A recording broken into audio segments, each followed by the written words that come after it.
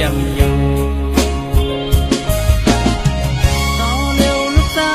ยผู้โตขึ้นมา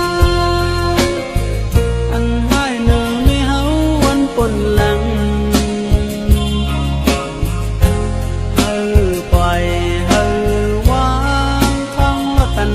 กายก่อนมืออ่อนส่องพายทุกวัยไว้สู้อยู่ผู้ยามเยา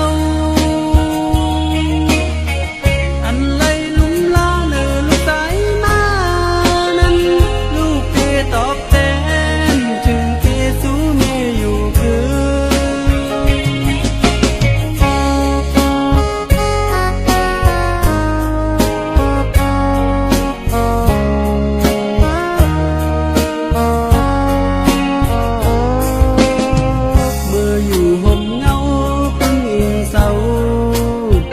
เจ้าเกสู่ลง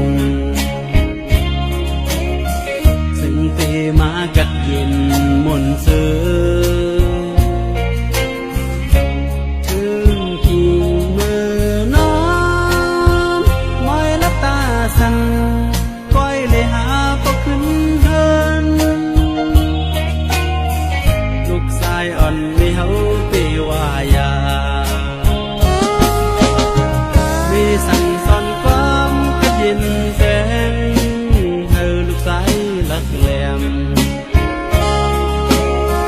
ถึงเมื่อนั้นถึงนำเอาความให้ต่อแม่เฮา